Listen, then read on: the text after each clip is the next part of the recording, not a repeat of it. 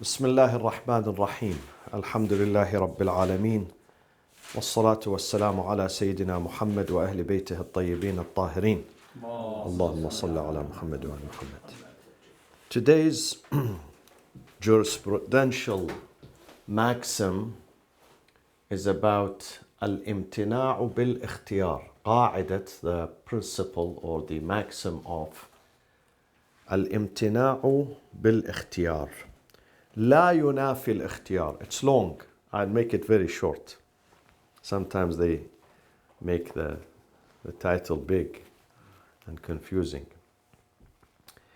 What it means is that a bad choice, if you make a bad choice in the beginning with full freedom, and I'll give several examples of that. Someone makes a bad choice with full awareness, full understanding. He knew this is a bad choice, but he was stubborn. He made a bad choice. Does not vindicate you or clear you from the responsibility. Making a bad choice in the beginning would lead you into a difficult situation where you cannot fulfill your religious duties.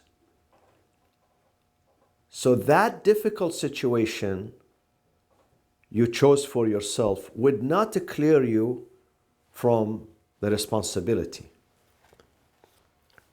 When you, with a choice, with a freedom, do something that leads into a situation where you have no choice.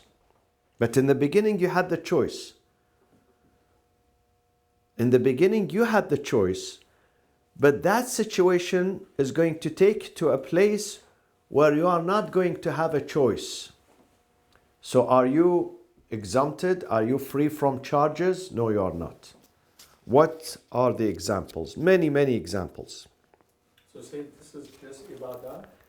Ibadat and mu'amalat. This rule applies to both acts of worship and the dealings and the contracts. Acts of worship. An example of acts of worship. That you had the choice in the beginning. You shouldn't have done that. But you did it knowingly. Then you ended up in a place where you could not worship. You get stuck. Such as what? Very funny. Such as becoming junub just before Fajr in Ramadan. You know that Fajr, let's say, is 5 a.m., let's say. And you make yourself junub for 4:58, 2 minutes before Fajr. In these 2 minutes, neither you can do ghusl nor tayammum. You don't have time to do the tayammum. Unless you are very super fast. So there is no time. You know that if you have a relationship with your wife and 2 minutes are left for Fajr, there is no room neither for ghusl nor even tayammum.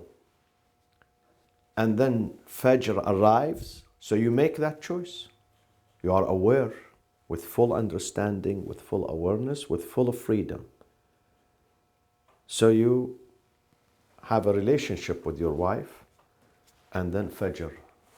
All of a sudden, Mu'adhin says, Allahu Akbar. And you are junub. What is the ruling on someone who is junub at the time of Fajr in Ramadan? Can't fast. Huh? Can't fast. He will fast, but he has to make up this day and also pay kafara. Because he stayed deliberately junub until Fajr. Deliberately. Sometimes it's not deliberate. Dr. Ali. Yes. Sometimes you wake up from your sleep and there is 2 minutes or 1 minute before Fajr and you have what dream. But you did not do that on purpose. So the adhan arrives, you are junub. It's okay. You are not breaking your fast. You go ahead immediately and do the ghusl and your fast is acceptable. But sometimes there is not enough time. Okay? No enough time. Or sometimes there is enough time but there is no hot water. And there is no dirt to do tayammum. So there is no access neither to water nor to dirt. So you should not do. If you do, then you have to incur what? The penalty, the kafara, the expiation, meaning that you have to fast that day, definitely. But then you have to do qada plus what? 60 days kafar. Kafara. Either 60 days fasting or 60 poor, feeding 60 poor person. So this is one example. This is regarding ibadat. Another example regarding ibadat, that with your choice, you chose to be in that situation, which did not allow you to fulfill your religious duty, such as regarding Hajj. You book with an airline which is cheap airline. They are known for their delays, for their cancellations, You book with them to go to Hajj. You have istita'a, financial ability, physical, financial, you have the money. But then you go with an airline and you leave it till the last day. Last flight, let's say, to Mecca. Let's say, last flight that goes to Hajj. And then all of a sudden that flight is cancelled, okay? And then they tell you Jeddah's airport is shut because in the Saudi authority on the fourth day of the Hijjah, they shut the airport. No more arrivals. Some people get stuck at airports here when there is delay because they put a deadline. In Saudi Arabia, they put a deadline. Let's say midnight of 4th of the Hijjah. We shut the airport. No pilgrimage. You can come as a passenger, as a tourist, as a businessman, but not Hujjaj. Yeah, this is well known. This is not something new. So that person goes with an airline who knows it has a history of cancellations. And then he loses the Hajj. And he loses the day of Arafat. Al-Hajj Arafah. If he doesn't reach Arafat, then there is no substitute for that. No substitute. You have missed the Hajj. And if he misses the Hajj this year, maybe next year, maybe, who knows, he cannot go. Maybe he doesn't have money, or maybe he's not going to have passport for some reasons. So is he forgiven or not? No, he has to do it.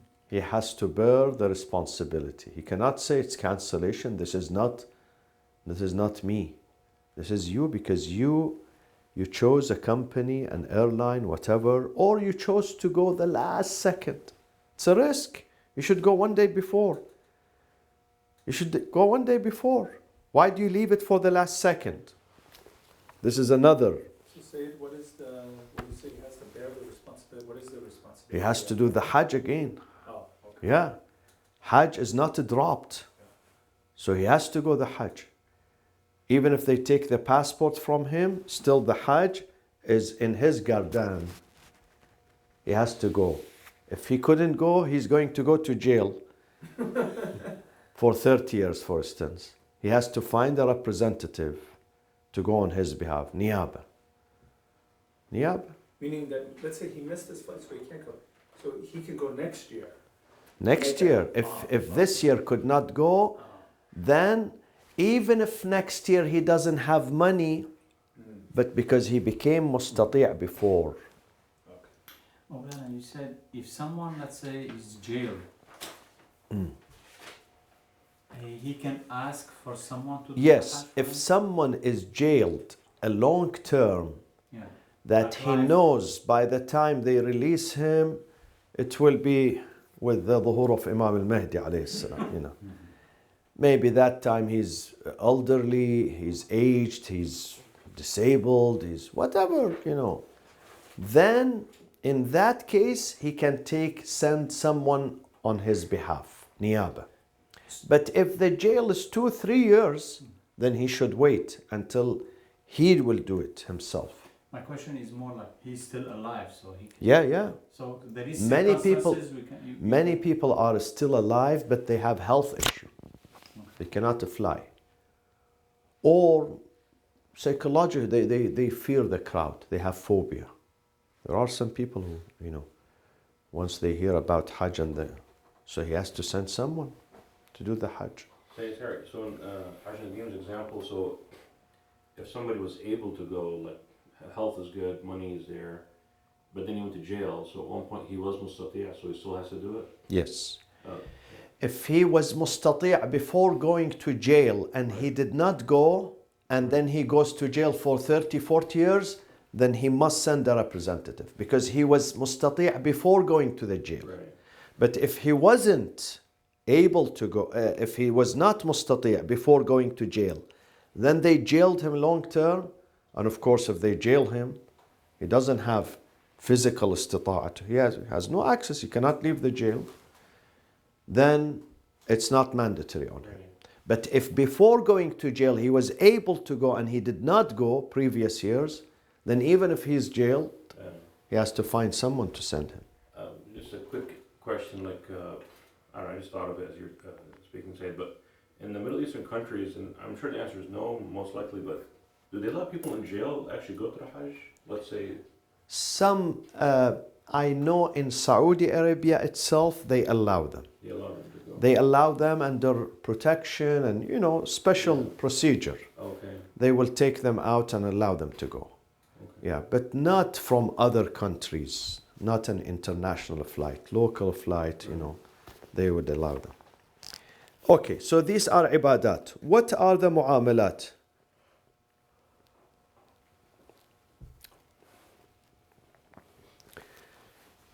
Living in a country where if you live in that country, hijab is banned.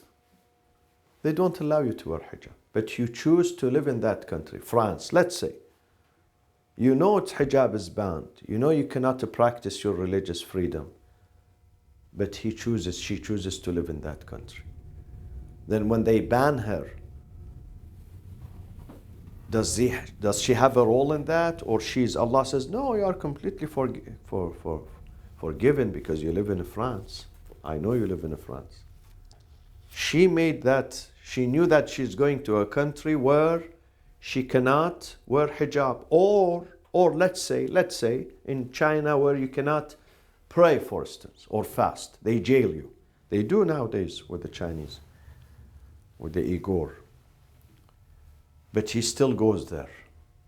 You should not make a wrong choice. If you go to a country where you cannot practice your ibadat, your worshipping, your acts of worship. Because you will be liable, you will be responsible. Yes, sometimes you live somewhere, you have no choice, you cannot leave, for some reasons, they ban you.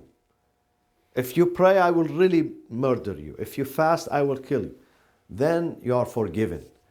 But with our own choice, choosing a place where we know we cannot practice religion, then we still are liable and responsible. Another example, good example, this happens a lot. Marrying a person that this person one day is going to forbid you from practicing your religion. The very typical example of that, which happens most of the time, is a husband who does not allow his wife to wear hijab. Once she's married to him, he says, I don't like hijab. And she knew before. She knew that this guy, he doesn't like hijab. One day he's going to ban her, but she still married him. Or, not only hijab, it could be what else? Prayers. He doesn't want you to pray. He's anti-religion, anti-God. It happens. So don't marry that person. Or marrying a person who he didn't tell you that I dislike hijab or prayers or fasting or these things. But he is a crooked person. He's not good.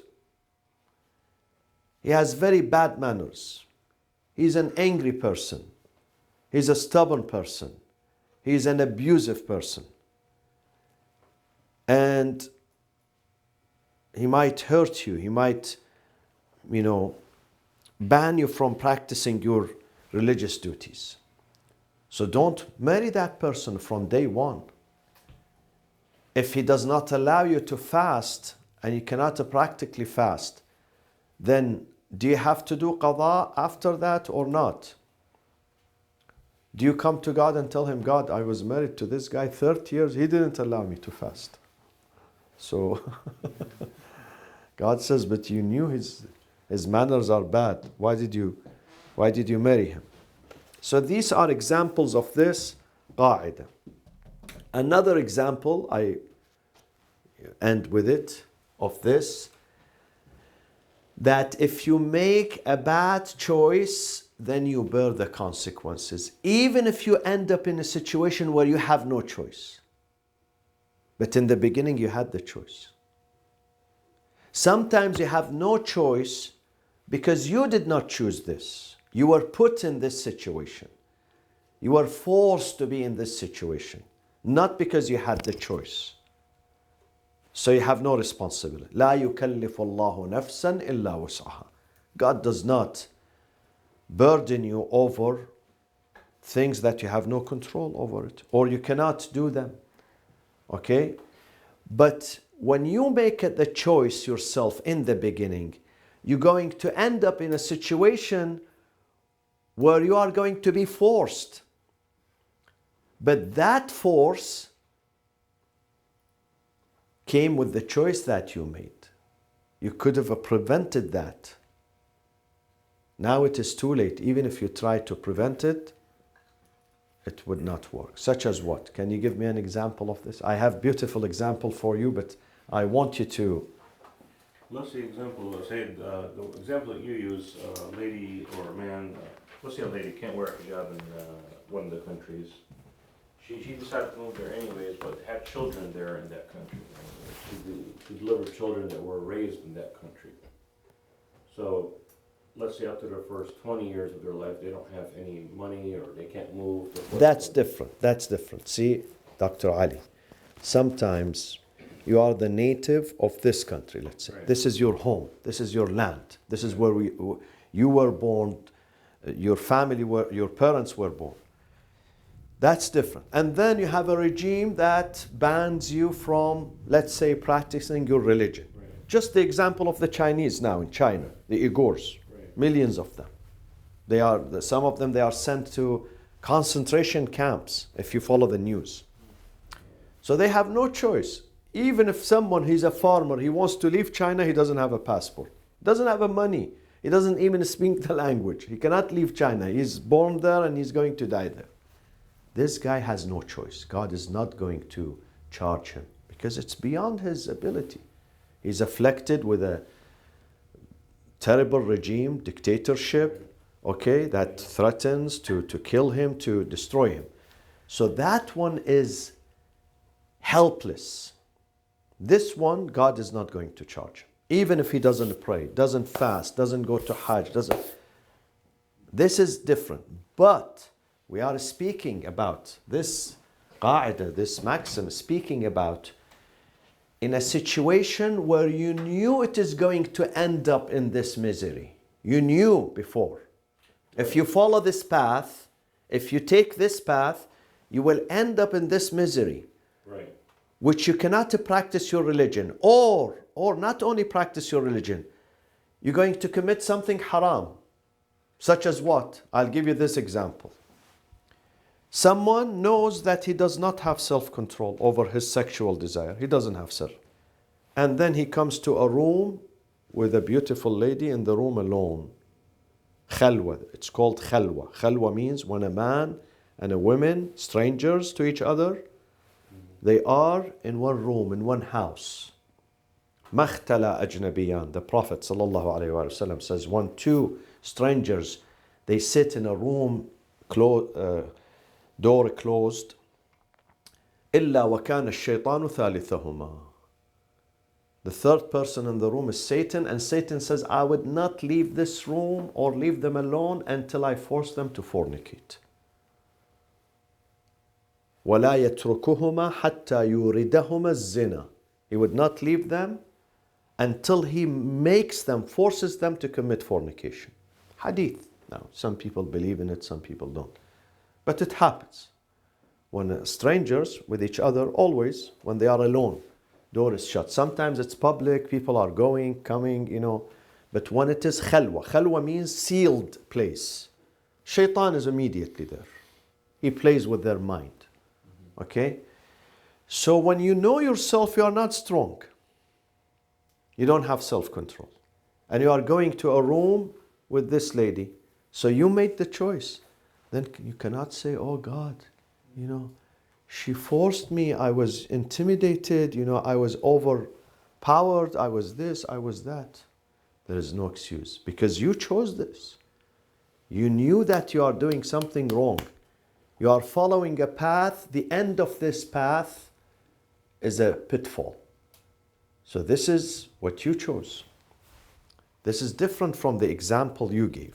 Okay? Right. My example, I meant that, actually I wasn't saying an example for this situation, but if, let's say a girl is born, let's say in the country, hijab is not allowed, and she turns, like, let's say, maturity age, what does she do? She's not forced, she doesn't have to wear the hijab at that point. The answer is in the Quran. The answer is in the Quran.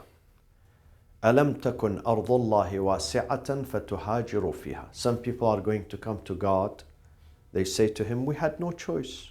This was our farm, our land. Right. And we were forced to disbelieve in you, to reject you. We had no choice.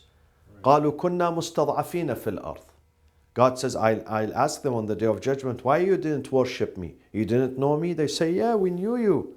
But we couldn't because we were living under tyranny. The answer comes to them, قَالُوا أَلَمْ تَكُنْ أَرْضُ اللَّهِ وَاسِعَةً فَتُهَاجِرُوا. The land of God was so vast. Right. Why didn't you move? Don't live under tyranny, because tyranny is going to strip you of everything. Your money, your wealth, your freedom, your dignity, your religion, your identity. So why did you stay there? You had a choice to leave. In her case, if she can afford socially, financially, if she can afford, sometimes she doesn't have the money to leave. Right, exactly. Or she doesn't have a family, she's 16 years old. I have the money, but I can't live by myself. Right. I can't. So all these conditions are considered and taken into consideration. If she can, physically, financially, socially, then she should leave. Not only about hijab. Let's say she lives in a house where her father and her mother both, they drink. They drink, they do all sorts of vices. They force her, let's say, to drink, to do something bad. Right. If she can afford leaving the house, then she should leave the house. Right. Not just the country, she should leave that house. If she can, sometimes she can't. She's 16, 17. Where do I go? I have no family, no money, no job, no. So it depends on people's ability. So these are some examples of ibadat and mu'amalat where a person knowingly chooses a situation where he knows he's going to end up incapacitated, cannot practice his religion. So does he bear the responsibility, or there is no responsibility on him? Yes, there is responsibility, because you chose this situation. You shouldn't have done this. I remember, this is it's a joke, but it's a reality. One of these TV shows, Sheikh is about, he's cuckoo. I don't mention his name on camera. He's really cuckoo. All his answers are cuckoo. So someone said to him, I live in Sweden, and in Ramadan, the sunset is about 11 p.m. So what shall I do here? So the Sheikh said to him, Ghalat kardi, you are wrong. Why did you go to Sweden? Who told you to go and live in Sweden? Why do you go to such countries where sunset is 11? is not an answer, you know. Someone who's Swedish Muslim, do you want him to go to Qom, live in Qom? This is his country, you know. So sometimes, no, you live in a country, this is your job, your life, you know. And so there is you can't say to him, why do you live in Sweden or in Norway because the sunset is late? No, this is not an answer. This is not a logical answer. You may tell him, you know, either the common fatwa, which is you take the average time of sunset according either to the neighboring countries or to Mecca. Some people say Mecca, some people say Karbala, some people say Najaf. You know, break your fast at that time. Okay, What yeah. about in a case where you invest in something, or you invest your money or mortgage or something in a financial system that has riba, and then now you're stuck, you can't pull that money out. So what about in those cases? Did you know before that this is riba or you didn't? When you put your money, when you invested your money, did you know about this scheme, about this plan? Did you know that it does involve illegal things, or you didn't? I guess the answer is yes, but the caveat is that you don't have any other options.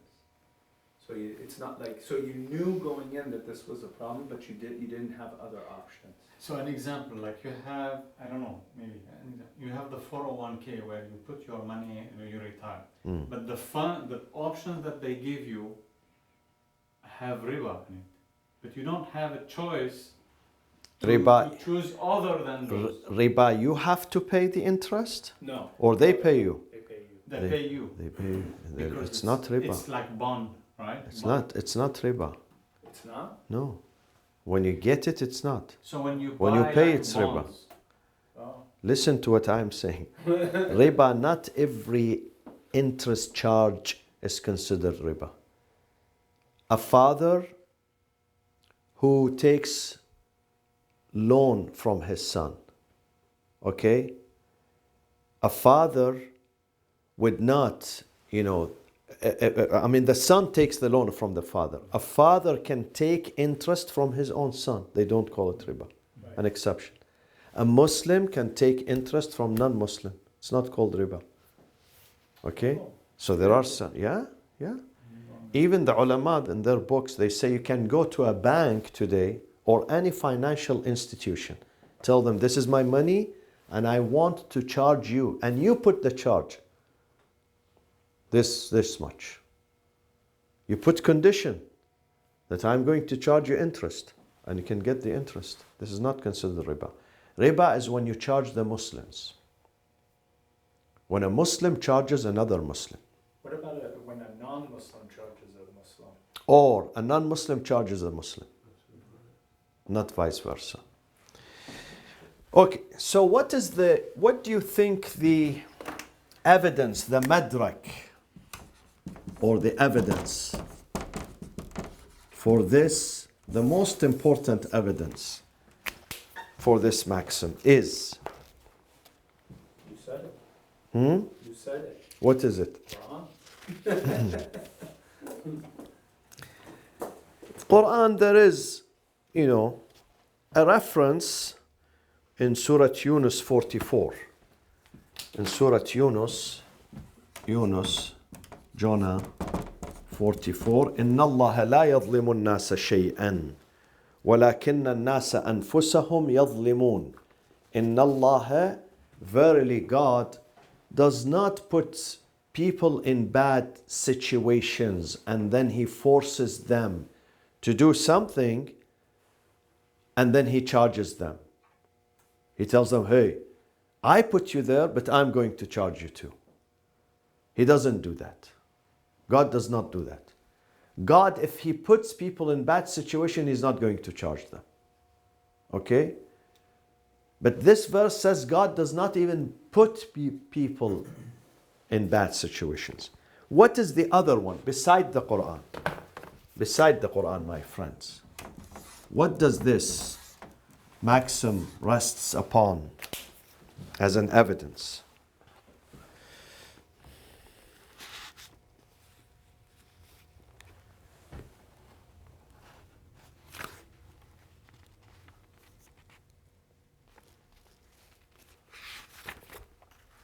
My friends, please don't disappoint me.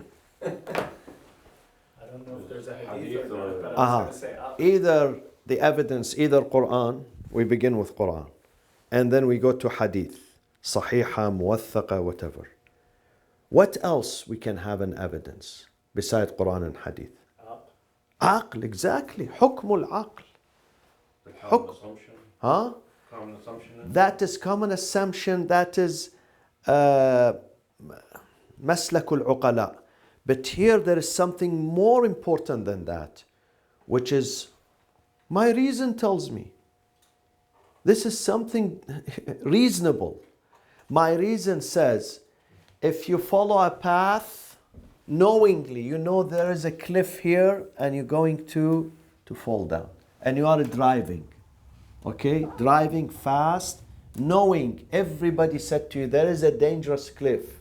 If you don't brake, if you don't stop, you're going to fall down. And you follow that. And you fall down. What happens? Do you put the responsibility on DMV, on the rental car that you gave me a bad car? You followed this path. You did it to yourself. This was your choice. So your choice, when you make a bad choice, you bear the consequences of that choice. Let's go to another qaida. We have a few minutes. Another quick qaida, which is related to ibadat. And that is qa'idat al-bina'u ala al-akthar.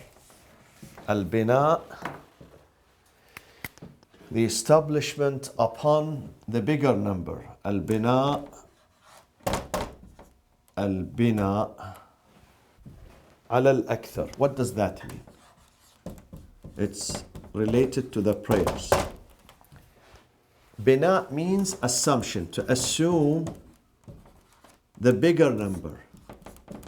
The bigger. Related to the prayers. What does that mean? It means that if you are performing Dhuhr, Asr, Isha, a prayer that has 4 units, okay?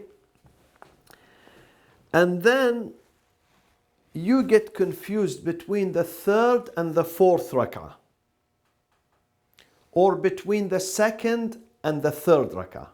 You don't know whether this is the 2nd or the 3rd, or you don't know whether this is the 3rd or the 4th. What do you do in this case? You go to the higher number. Someone was telling me, asking me the other day, he's convert. He said, whenever I have doubt, I demolish the whole of prayers and I start all over again. I said to him, no, because there are rules. You don't have to demolish the entire prayers. Like, you can fix it. You don't have to demolish it. Many people, they don't know these rules. So he says, okay. He makes a U-turn or 360-degree turn, and then he begins the prayers again. In this case, what do? If you have a doubt, this is the either 2nd or 3rd, or this is 3rd or 4th, or this is 4th or 5th, what do? Some people, they have between 4 or 5. You need one additional with a higher Assume number. the same. Yeah, you assume the higher number. You assume the higher number. So between 2 and 3, you assume it is 3. Between 3 and 4, you assume this is the 4th. What do you do after that? So you assume it's 4th, finish your prayers. What do you do after the prayers? Sajda as-sahw. Huh? Sajda as-sahw. No. You substitute 1 rak'ah standing. In case that this was the 2nd or it was the 3rd, between 3rd and 4th, then you are substituting that, integrating your prayers. So you do 1 rak'ah standing or 2 rak'ah sitting to substitute this doubt that you have. Where is the madrak? The madrak is hadith muwathaqatu Ammar. Muwathaqa Ammar عن أبي عبد الله الصادق عن أبي Abdullah al-Sadiq alayhi salam. What did he say? Imam al-Sadiq said to him, Ya Ammar, أجمع لك السهو كله في كلمتين. أجمع, I will gather the entire mas'ala of doubt in 2 sentences. أجمع لك for you السهو, the doubt, كله, the entire doubt, the entire problems of doubt in 2 sentences. في كلمتين. في كلمتين. الأولى, Imam said, the first kalima, the first sentence is متى ما شككت فخذ بالأكثر. متى, whenever you, متى ما شككت, whenever you have doubt in the prayers, فخذ, take or assume, فخذ بالأكثر. Yes, بالأكثر. Whenever you have doubt, متى ما شككت, in your prayers, between 2, 3 or 3 and 4, then take, assume that you are doing the larger number, the bigger number. الثانية فإذا سلمت فأتم ما ظننت أنك نقصت. الثانية فإذا سلمت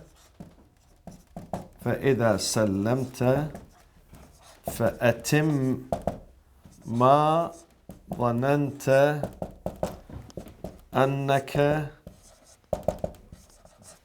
نقصت. If when you do your salam, meaning conclusion of the prayers, and you think ما ظننت, you think that you did not do a sujood, let's say, or you did 1 sujood rather than 2 sujoods, then after you do the salam, you conclude the prayers, do 1 sujood. Okay, my friends, are you with me?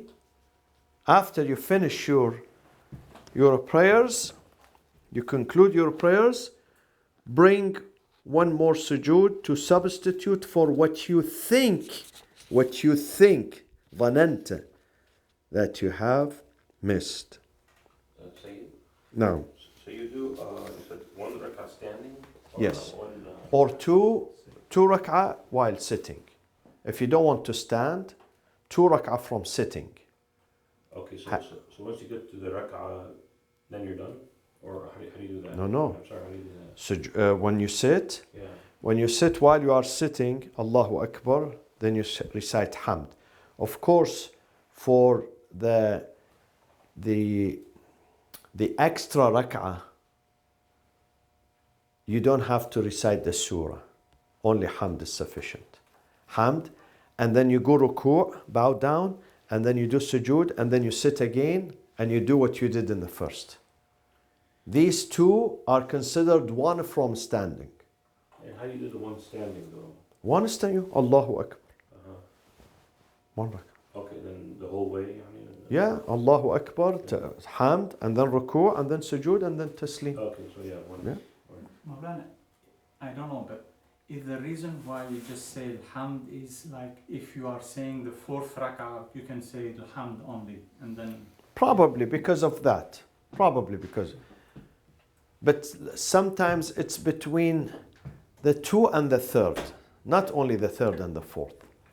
So they give you an expedite version of it. Expedite. Yes, Dr. So, Ali. can you say a surah also, or is it only You can one? see, you can, yeah. Which one is You only? don't have to. You don't have to say. And Hamd Ayyuhi, the 1 rak'ah, only 1, or the 1 sitting, the 2 sitting, I mean? Both. Both. huh? Both. You can say only Hamd while you are standing or Okay. when you are sitting. Now, a question, my friends. Actually, can I ask a question? Yes, first? please. So the second one said, according to the hadith, says to go and do... فإذا سلمت, once you conclude, Yeah. فأتم ما ظننت أنك نقصت. I thought that I did not do ruku'. For instance, shak, I have shak. that in the second rak'ah, in the third rak'ah, from qiyam, I went immediately to sujood. Okay? If you have, so you do only ruku'. One ruku'. So it's whatever you, so if you have a shak about the sujood, then you do sujood. If you have shak about, Yeah. if you have shak that if you did shahada, then you do that one. After the prayers. Yeah, After yeah, the yeah, prayers. yeah. But So if you have a know, shak about it, if you have like, shak, I- doubt, I if mean, you have shak, but if you don't have shak, you know that I know. then you have ilm, yeah. I have ilm. Then you have to redo. Repeat it. Yeah. But I'm saying if you, ظننت. See, it says ظننت. so the only time you do a full one rak'ah Uh-huh. is when you have a shaka, whether you missed a rak'ah or not. Exactly. Oh, okay, Exactly. okay. Now, if you have a doubt between 4 and 5, do you also do al-akthar? You say 5 rak'ah, inshallah? No. In this case, no. In this case, you say 4. In this case, if you have doubt between 4 and 5, just say this is the 4th one and conclude. But what do you do after the prayers? Sujdatay sahu. Not rak'ah. Not rak'ah. Because here it's a state of doubt. And because you did 4 prayers, so they are not going to ask you to do 1 extra unit because we don't have a salat of 5 units. Because you already did 4. But in this case, you do what? You do 2 sajdatay sahu. Mawlana, in the second case. Because there is, in this, for between 4 and 5, there is hadith, nas, special nas. Naam Habibi, Hamid. What did you say? So before we had that prayers After, done, yes, yeah. prayers doubt. Exactly. Disregarded. Exactly. After we had a maxim that says قاعدة التجاوز. Right. It's called قاعدة. When you pass the action, then forget about it. But there is a hadith here. Now this hadith, the ulama, they don't activate it. They don't act upon it. They use the قاعدة التجاوز. That once you pass, if you have done, now I finished the salat. Allahu Akbar, Allahu Akbar. Then did I do ruku'? Did I do sujood? 1 sujood, 2 sujood? Then قاعدة التجاوز, because based on hadith also. So they don't activate this. They use only this part. They use only this part. They don't. Does this say it only when the shak is during the prayer? No. فإذا سلمت. فإذا سلمت. If it is during the prayers, you have to repeat it. You have to do it. You have to go back and do the ruku'. If you know you didn't do it. If you have not done tajawuz, if you did not pass the location of it, you must do it. But if you have already passed the location, then khalas. You say inshallah, it's done. Sorry, No. I don't want to confuse it, but I think Dr. Mead asked a question. If somebody, you said the ruku or the sujood, if you forgot one of them, you said. So you go back and just do that part, or you do the whole rak'ah again? I didn't get that. There are 2 things. Right. The hadith has 2 parts. One part, فقهاء يعملون به. They practice it. They take it. They consider it. The second part is inactivated. Because there is another qa'idah that helps them here. So they don't use this one. قاعدة التجاوز. That once you pass after the salat and you have doubt about something, you say, I did it. But this one is during the prayers. Right. During the prayers, if you still have doubt between 2 and 3, so you don't know, is this, did I stand for the second or the third? Right. In this case, you say third. Did I stand for the third or the fourth? Right. You say this is fourth. So that's shak. So if you are certain you made a mistake Yeah. between 3 and 4, you have to repeat the whole. Yes. If you made a certain, it's no longer shak, then you repeat the prayers definitely. So Steve, I'm a little confused because the ulama, they throw that second part away. They don't activate it. They don't speak about it. So obviously one has hukuma over the other, right? Yes. So if that one has hukuma, does that mean that that hadith is more powerful than this one? Is that the reason why? Not necessarily more powerful, but they have a term, fiqhi term, called وَعَلَيْهِ عَمَلُ الْأَصْحَابِ. And upon this method, the ashab, the scholars, they followed this. So sometimes it's the collective work of the scholars makes something more important than something else, has more weight, more power. The practice, not just the authenticity of the hadith. When they study, not just the authenticity, they could be both authentic, but sometimes the scholars lean towards this one more than that one, for some reasons.